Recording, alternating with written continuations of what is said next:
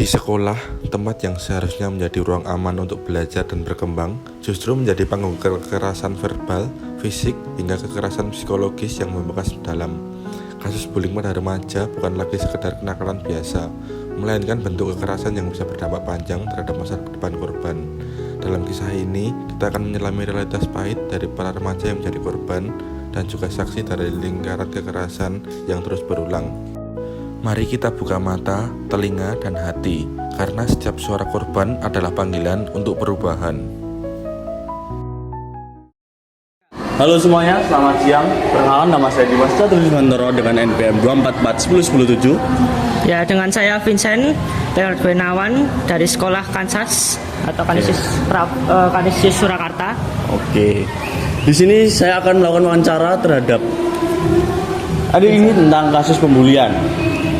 Dalam kasus ini, pernah mengalami atau pernah menyaksikan pembulian? Menyaksikan pernah, mengalami juga pernah. Oke, kalau yang menyaksikan itu kepada siapa? Teman saya yang bernama Putra, dia dibulinya itu kayak kepalanya diapain, kayak dipukul atau didorong-dorong gitu kepalanya. Ya. Oke, kalau yang ada alamin sendiri pembuliannya itu dalam bentuk apa? Dalam bentuk kata-kata sih biasanya. Kata-kata, Ya, contohnya? contohnya kayak manggil nama orang tua dengan tidak hormat dan lain-lain kayak gitulah. Yang fisik juga pernah, kayak tiba-tiba ditabuk dari belakang. Tabuk dari belakang juga. Ya, ya. Oke. Dalam kasus pembulian ini, adik merasa cemas, stres, atau sampai ketakutan untuk berangkat sekolah? Pernah atau enggak? Kalau saya sih bukan ketakutan ya, saya kayak lebih males kalau ketemu sama pembulinya atau sang pelaku. Malas ketemu? Ya, males ketemu. Kalau takutnya sih enggak. Takutnya enggak ya? Enggak. Terus cara untuk menghilangkan rasa malas, maksudnya rasa malas untuk ketemu dengan si pelaku bagaimana? Ya, saya enggak apa ya bahasa Indonesianya enggak gas ya, kayak enggak merhatiin si pembuli atau pelaku. Jadi saya lebih merhatiin ke hal-hal yang positif kayak teman saya yang asik dan lain-lain. Kan tadi bilang pernah dibully ya? Ya. Pernah dibully itu udah pernah cerita ke orang-orang terdekat nggak? Seperti kalau di sekolah ini mungkin BK. Malah langsung ke orang tua sih saya Orang tua. ceritanya. Ya. Untuk tanggapan orang tua sendiri gimana? Malah disuruh bales. Malah disuruh balas ya? Iya. Udah dibalas? Belum. Oke. Ada cita-cita untuk membalaskan pembulian itu? Mungkin sedikit sih, karena kan ya namanya juga dendam ya. Oke, pesan-pesan untuk para pembuli yang ada di mana aja, di sekolah ini ataupun di luaran sana? Ya, saya harap berhenti membuli karena itu bisa mengedonkan mental dan bahkan paling parah bisa membuat siswa itu bunuh diri.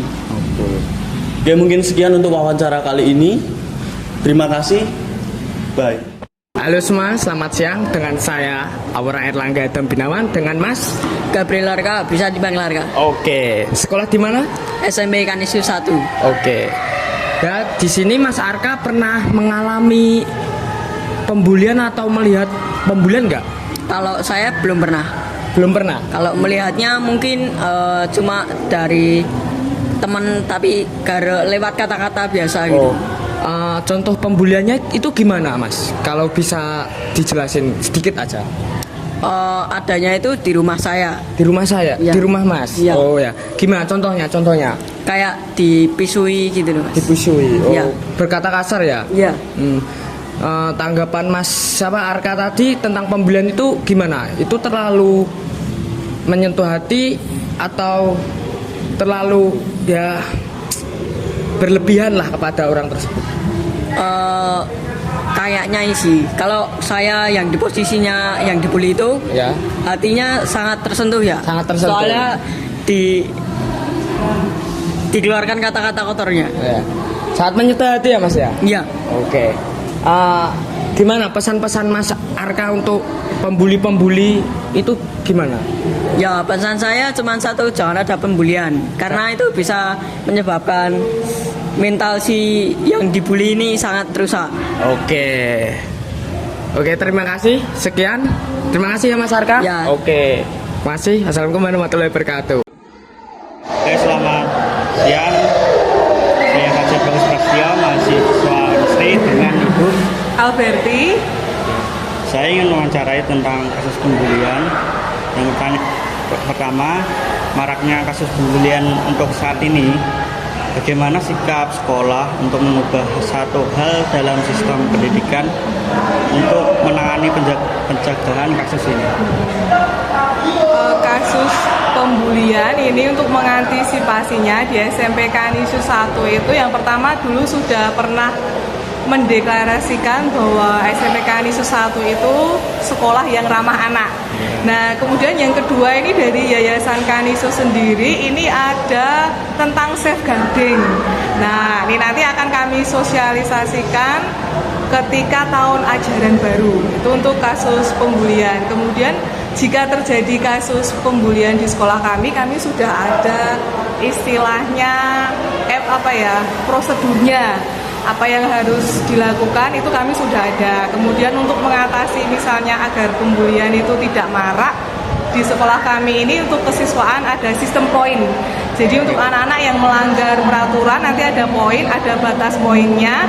Jika mencapai maksimal nanti maka akan diminta orang tua untuk mengundurkan diri. Terus kalau ada yang melapor gitu, biasanya sekolah gimana? Kalau ada yang melapor tentang kasus pembulian, kebetulan di sekolah kami ini untuk kasus pembuliannya itu menurut kami pribadi itu relatif ringan. Contohnya memanggil nama orang tua itu, tapi kami meskipun itu menganggap ringan, kami tidak membiarkannya. Jadi kalau misalnya untuk kasus pembulian yang amat parah itu sampai saat ini puji Tuhan belum sampai terjadi. Hanya mungkin mengejek, mengolok-olok sampai ke hal-hal yang fisik tidak ada. Kemudian untuk sampai yang ke psikis juga tidak ada. Lah, mengapa begitu? Karena ketika ada laporan itu kami langsung gercep. Jadi respon cepat. Jadi begitu anak awal masuk di sini misalnya kelas 7 itu kami menekankan kepada anak dan orang tua yang mendaftar ke sini, kan kami tidak mungkin ya selamanya 100% nanti tidak akan terjadi apa-apa di sekolah ini. Kami menanamkan menanamkan komunikasi yang terbuka. Jadi kalau orang tua ataupun anak merasakan hal apapun itu segera dibicarakan dengan sekolah. Jadi supaya mencegah hal-hal yang tidak diinginkan. Jadi kami pelayanannya cepat gitu. Oke. Kemudian kalau ada laporan gitu, cara mengatasinya gimana? Oh ya, kalau ada laporan kami dengarkan dulu ceritanya apa, kami catat. Kemudian kami panggil dulu pihak yang dilaporkan, kami konfirmasi, kami cross check kan mana ini yang benar namanya anak ya. Kemudian kalau memang benar-benar terjadi kasus pembulian, kami nasihati kedua belah pihak itu kan sesuatu tidak akan terjadi kalau tidak ada sebabnya ya. Pasti ada sebabnya dulu. Kemudian kalau memang terjadi kasus pembulian, kami nasihati, kemudian kami minta untuk membuat surat pernyataan dan orang tua juga kami beritahu. Jadi supaya anak tersebut juga, itu langkah pertama dulu. Kalau biasanya anak-anak kami sampai langkah pertama itu ketika mereka diberitahu nanti kalau mengulangi lagi orang tua akan dipanggil, mereka akan berhenti, stop gitu. Terus untuk penanganan kasus bullying ini mungkin ada kerjasama dari pihak sekolah dengan orang tua? Ada, pasti kerjasama dengan pihak orang tua itu pasti ada mas di awal. Kami juga ada kerjasama kalau dari luar tuh yayasan kakak. Nanti coba cari di Google yayasan kakak itu apa ya, itu ada kami kerjasama dengan itu. Terus kalau pelaku bullying itu mendapat pendampingan atau pembinaan enggak yang khusus dari IPK? Ada, ya seperti itu tadi.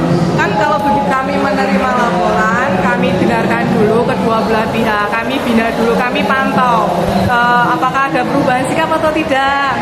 Teman-temannya juga ikut memantau, begitu. Mungkin ada pesan untuk siswa yang menjadi korban bully? Pesannya berani berbicara, pokoknya terbuka, pokoknya jangan takut, karena itu adalah hak setiap anak untuk merasa nyaman dan aman di sekolah. Mungkin itu saja Bu, terima kasih. Oke, sudah itu Dok.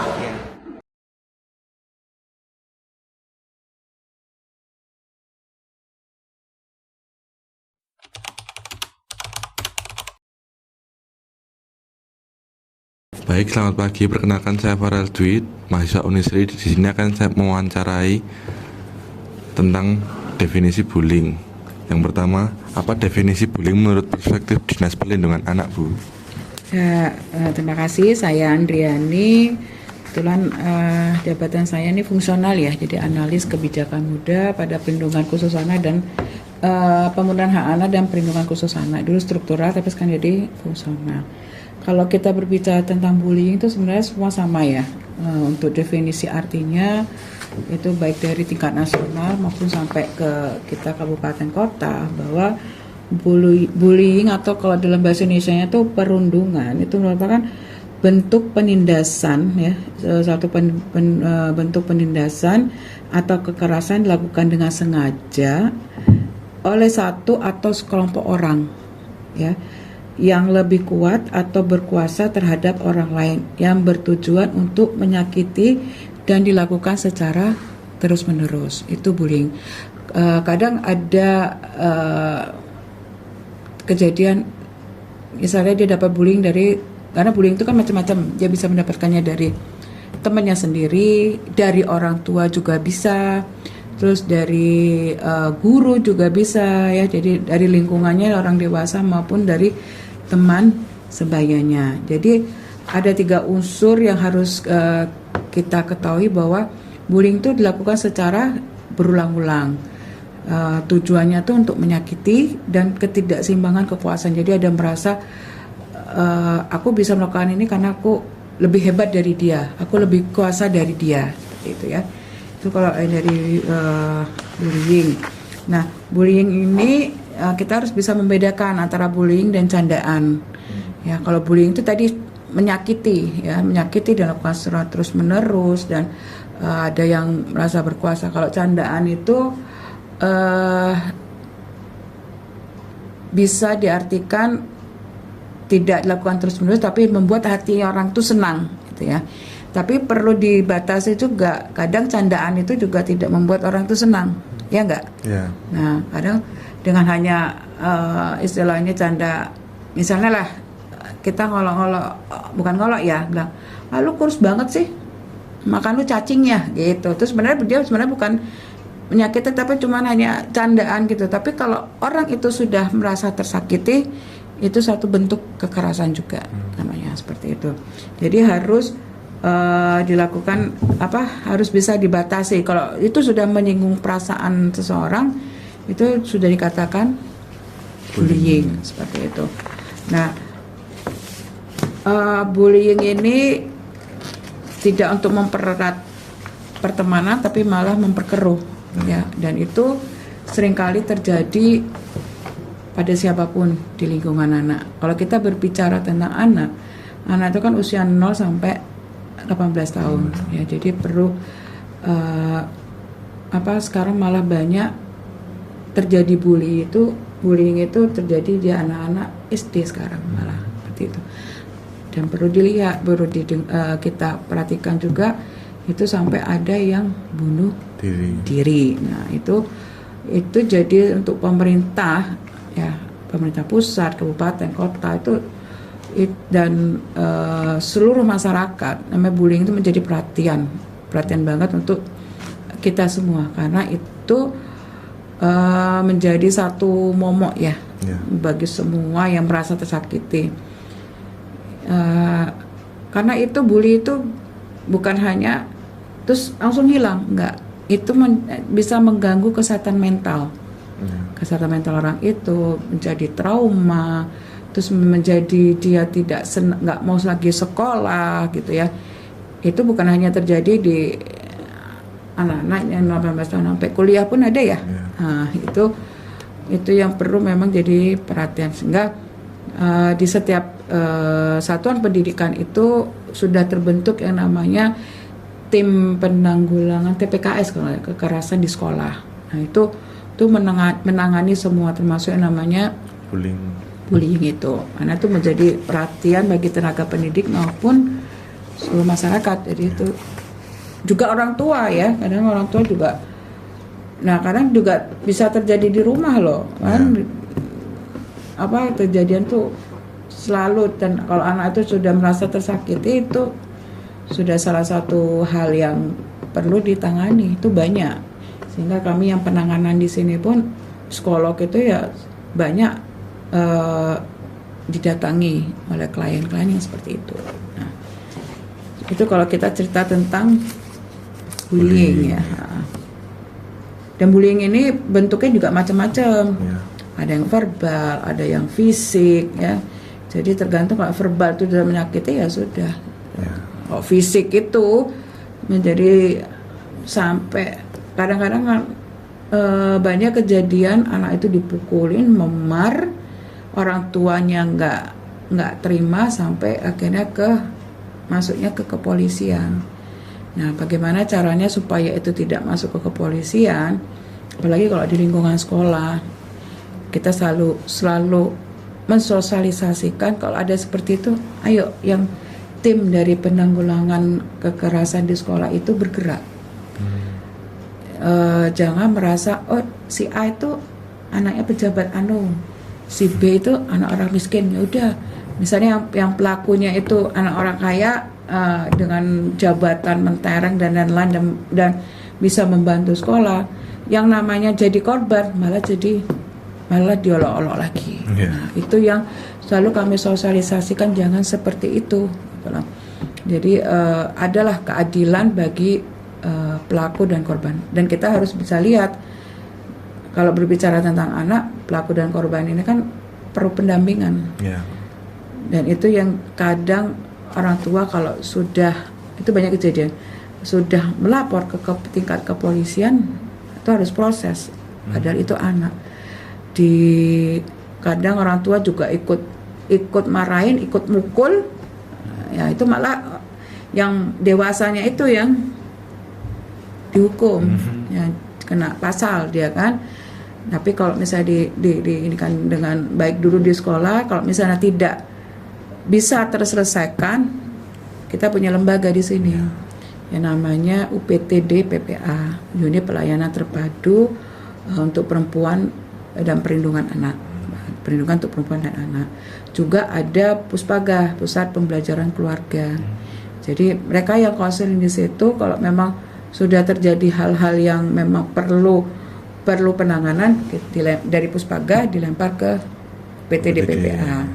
Tapi kadang ya udah masyarakat tuh tahu, mereka tidak ke PPA Poresta tapi langsung ke PTD PPA seperti itu. Jadi kalau sudah tapi dari unit PPA-nya itu juga sudah paham ya di Poresta, mereka sebelum kasus ini mereka juga sudah ke kami, karena kita sudah ada MOU dengan UPTD PPA ini kalau ada kasus kayak gini seperti apa, nah, sama-sama kita jalankan. Tapi kalau udah namanya masuk di tanah hukum, nah itu biasanya harus bisa terselesaikan kan.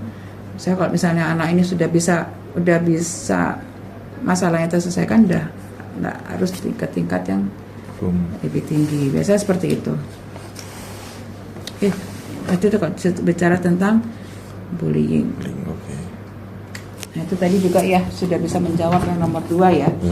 Jadi kasus bullying kalangan anak menjadi perhatian untuk, memang ini bukan hanya di kabupaten kota aja, tapi sampai tingkat nasional ini banyak. Karena kalau dari ini ya udah pernah menginikan di Google atau apa yang sampai jumlah anak yang kena bully yang terbaru belum. Nah, nanti coba ya dulu banyak. Karena di sini kita baru dapat yang 2021. Itu jumlahnya, Bu? Iya.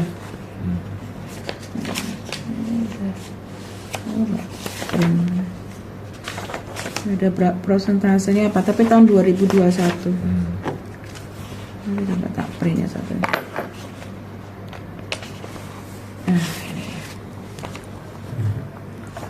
Jadi kalau di tahun 2021 ini diambil dari Puspeka ya, mungkin nanti bisa dilihat dari Kementerian Pendidikannya. Jadi nanti bisa dilihat data di Kementerian PPPA sama Kemendiknas ini nanti berapa, bisa dilihat. Jadi usia yang 15 tahun itu 41%. Siswa yang mengalami perundungan dalam 1 bulan itu terakhir 24%. Kan itu cukup tinggi kan? Tinggi. Nah, ini 13 sampai di Indonesia pernah mengalami paling tidak 1 jenis kekerasan dalam hidup. Itu coba tanya, mereka udah pernah mengalami nggak? Pasti mengalami. Yang ditendang temannya lah, yang ditonjok temannya lah, yang dijambak, itu termasuk salah satu kekerasan seperti itu. Ya. Dan kalau yang perundungan yang kelasnya yang sudah parah, yang kita lihat beberapa belakangan ini ya, kan banyak tuh yang bullyingnya sampai ada yang mati ya, sampai ada yang nggak mau sekolah juga. Nah itu udah kekerasannya, itu harus penanganan yang segera dihentikan. Peningkatan dari tahun ke tahun tuh sepertinya ada, karena anak-anak ini dari gadget. Pengaruhnya dari gadget, ngegame. Oke, kalau di dalam satu penelitian seorang yang seneng game itu otak sama ininya tuh dia akan cerdas, katanya seperti itu yang ngegame itu. Tapi satu sisi kalau dia ngegamenya seneng yang bangsa yang keras ya, itu kalau Mobile Legend kali ya nggak ya, kayak keterampilan doang ya. Tapi kalau dia melihat misalnya kan ada yang gamenya yang tonjok-tonjokan apa itu nanti akan dilakukan lagi ke temennya. Terbawa ya Bu? Terbawa. Apalagi dia sering buka kayak bangsa YouTube, kalau TikTok nggak ya, YouTube itu kan sering ada gitu. Itu dia akan mencontoh gitu, akan dilakukannya dengan ke teman-temannya. Lingkungan, terutama lingkungan keluarga.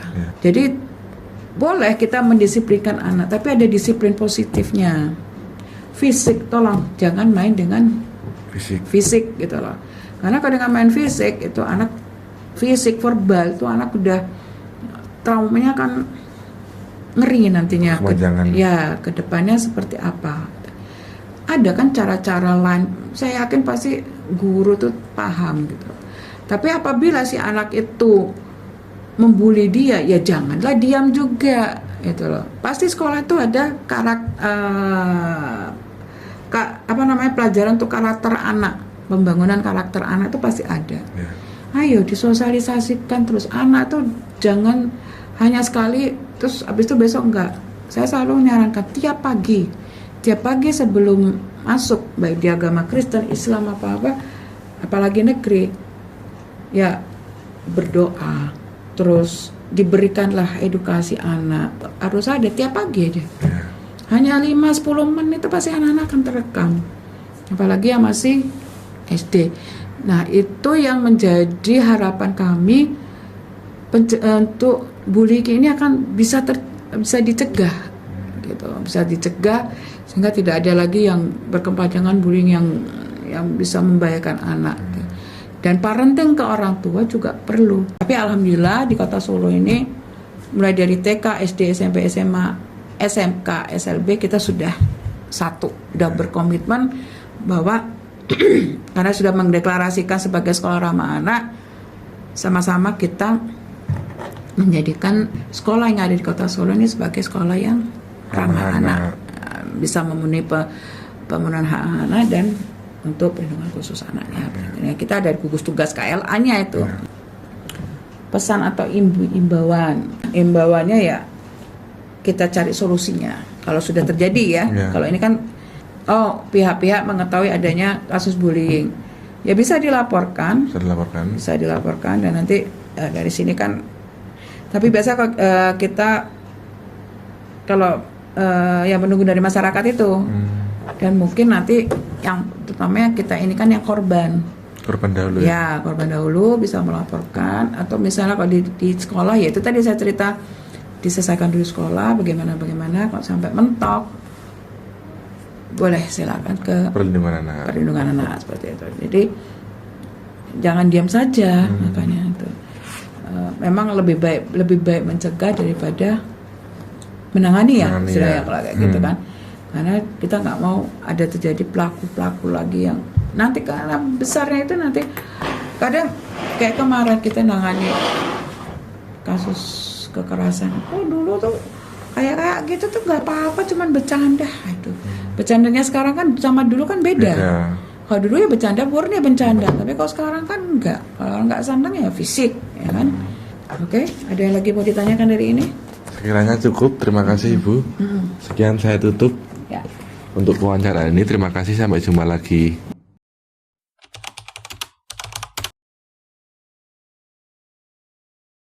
Assalamualaikum warahmatullahi wabarakatuh. Halo teman-teman semuanya. Saya dari kelompok 2 perwakilan yang akan mewawancarai Kak Anggit sebagai psikolog dalam kasus pembulian. Sebelumnya perkenalkan, nama saya Dimas Caturusmantoro dengan NPM 2441017 dan Kak Anggit. Saya Kristina Anggit. Di sini kita akan membahas tentang kasus pembulian yang sedang marak di dunia atau di lingkungan sekolah. Sebenarnya kan kalau pembulian itu sudah marak terjadi sejak dulu-dulu, dan bahkan orang tua kita mungkin juga sudah mengalami yang namanya pembulian. Pembulian itu nggak hanya terjadi di lingkungan sekolah nggak sih Kak? Mungkin bisa di pertemanan, keluarga, bahkan sosial media. Tapi yang akan saya fokuskan pada kali ini di lingkungan sekolah. Oke Kak, menurut Kak Anggi nih sebagai psikolog, apa aja sih jenis-jenis pembulian yang ada di lingkungan sekolah? Kalau jenis pembulian sendiri itu sebenarnya cuma ada 2 kali ya. Pembulian secara verbal dan non verbal. Verbal itu lebih ke apa ya, caci maki kayak gitu. Tapi kalau pembulian non verbal itu lebih ke kekerasan fisik gitu. Jadi lebih kalau yang fisik itu mungkin berantem terus di perundungan lah ibaratnya. Iya betul. Oke. Ini sering terjadi sih, nggak mungkin dari SD juga Iya banyak. betul. Tapi kalau di sekolah mungkin lebih ke verbal ya. Kalau zaman sekarang ya, Iya. karena kan semakin canggih teknologi, terus mereka juga nggak punya kontrol terhadap teknologi itu, jadi mereka nggak punya filter kan. Kata-kata apa aja diserap. Ketika di sekolah ada temen yang mungkin dia lemah, Diserang. Iya diserang dengan verbal itu. Jadi udah mulai memanfaatkan teknologi dengan hal yang tidak benar. Betul. Jadi teknologi juga berdampak untuk salah satu bentuk pembulian. Iya, sangat. Karena dengan ya itu tadi udah canggih, hampir semua anak kan bawa gadget ya sekarang, zaman sekarang. Dan apalagi nggak ada filter orang tua di situ. Jadinya mereka menyerap apa aja yang sekarang lagi tren, sekarang lagi yang biar dilihat keren. Aku Update. Iya, tren ini padahal mungkin itu nggak baik ya kalau nggak di filter. Ya. Apa yang nggak ditelan mentah-mentah juga semuanya buruk sih. Oke.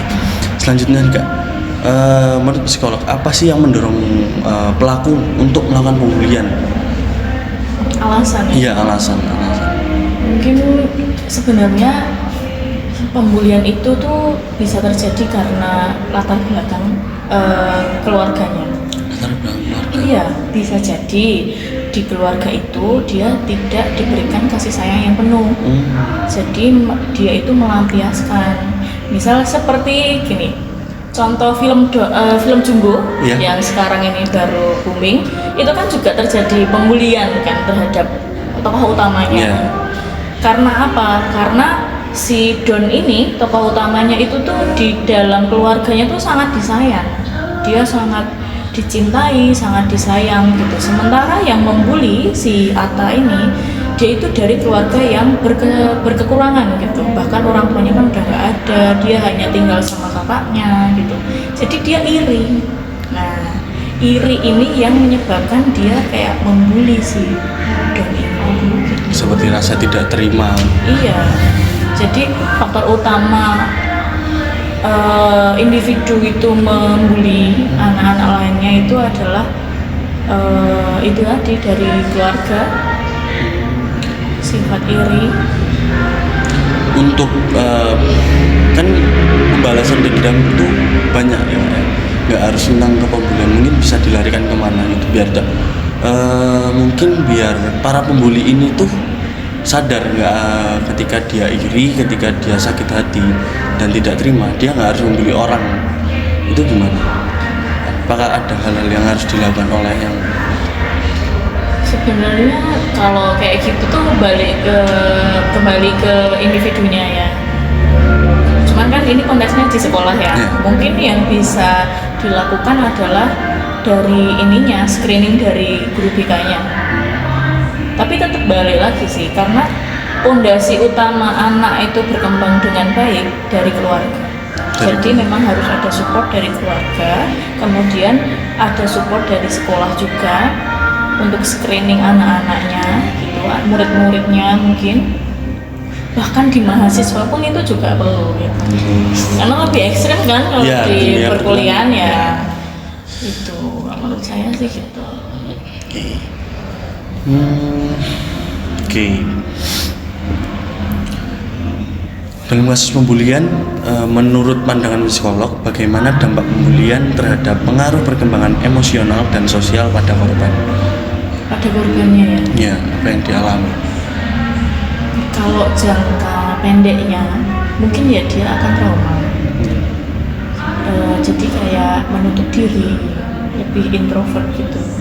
Dia jadi nggak mau sosialisasi sama orang karena takut, karena trauma, karena dibully. Terus kalau emosionalnya mungkin yang ketika dia dibully di sekolah, terus ketika dia pulang ke rumah mungkin akan tidak stabil ya. Karena nggak semua anak itu kan bisa cerita ke orang tuanya tentang apa yang dia rasakan di sekolah gitu.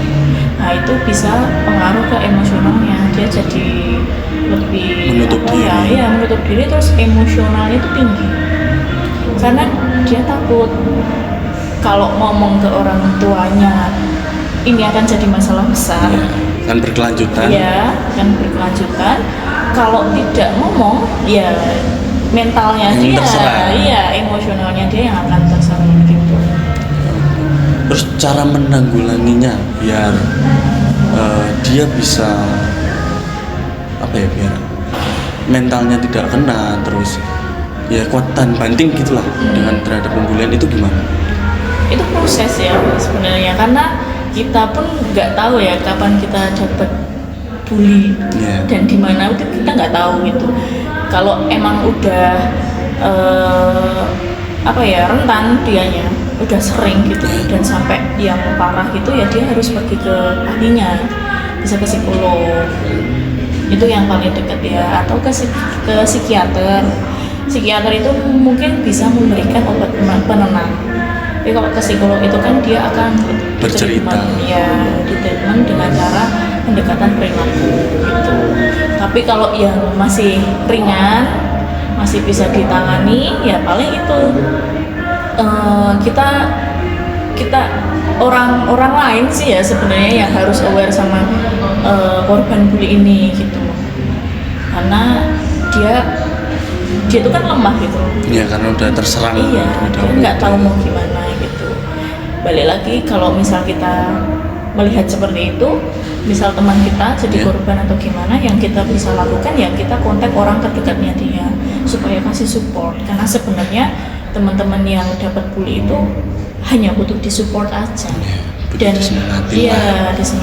Dan pelaku pembuli itu bukan untuk kita serang balik ya, tapi lebih baiknya kita juga aware sama dia, kita dekatin sebenarnya kamu ada masalah apa gitu. Karena pelaku pembulian itu sebenarnya hanya dia iri aja. Iya, sebatas emosi. Iya. Sebenarnya itu. Bagaimana cara untuk merehab seorang pelaku pembuli? Merehab yang dia udah sering sering melakukan pembulian lah. Ya itu tadi sih, mungkin kalau di lingkungan sekolah bisa diinikan ke BK ya, ke BK, atau kalau memang BK tidak bisa menanggulangi itu memang butuh ahlinya ke psikolog, karena pelaku itu hanya butuh validasi aja sebenarnya. Caper lah ibaratnya. Iya, dia hanya butuh validasi kalau dia itu sama seperti yang dibully itu gitu. Kalau dia itu berhak hidup yang layak juga gitu. Rehabilitasinya paling seperti itu, dan bisa sembuh atau enggak itu tergantung individunya, mau sembuh atau enggak, mau meninggalkan hal itu atau enggak gitu. Karena kalau ke penanganan lebih jauhnya itu itu proses kehidupannya dia juga gitu. Seseorang bisa memaafkan sesuatu, itu kan proses, dan nggak ada yang bisa mengobati atau merehab dia gitu kecuali dia sendiri. Jadi tergantung pada individunya masing-masing, dia mau sembuh atau dia masih mau berkelanjutan. Oke. Karena banyak faktor juga yang mempengaruhi seorang pelaku pembuli untuk membuli orang, terutama dari keluarga. Betul. Oke. Nah, mungkin kakak ada pesan buat para pelaku dan yang korban yang dibully. Oh ya, kalau buat teman-teman yang sedang dibully atau sudah pernah dibully, nggak apa-apa, kalian bisa melewati itu dengan baik karena itu hanya sementara. Kalau emang butuh cerita, segera ceritakan aja ke orang-orang terdekat, siapapun itu, supaya bisa ditangani, bisa support, karena kalian layak untuk tetap bahagia di dunia ini. Dan untuk pelaku, Tobat lah. betul, itu hal yang tidak berguna untuk dilakukan, menghabiskan tenaga, menghabiskan pikiran, dan percayalah bahwa kalian itu sebenarnya juga berhak untuk hidup tanpa harus mengganggu orang lain. Bahagialah tanpa mengganggu orang lain. Iya. Pelaku pembuli. Oke, mungkin cukup sekian. Terima kasih Kak Anggit sudah diberikan kesempatan untuk mewawancarai. Sekian wawancara dari saya selaku perwakilan dari kelompok 2. Wabillahi taufiq wal hidayah. Wassalamualaikum warahmatullahi wabarakatuh. Terima kasih. Bullying pada remaja sering terjadi karena dorongan ingin berkuasa, tekanan lingkungan, dan kurangnya empati. Media sosial memperparah kondisi, membuat pelecehan bisa terjadi kapan saja. Dampaknya tak hanya fisik, tapi juga psikologis, membentuk trauma, kecemasan, bahkan depresi. Kurangnya pengawasan dan respons yang lambat dari lingkungan sekolah dan keluarga membuat kasus ini terus terulang.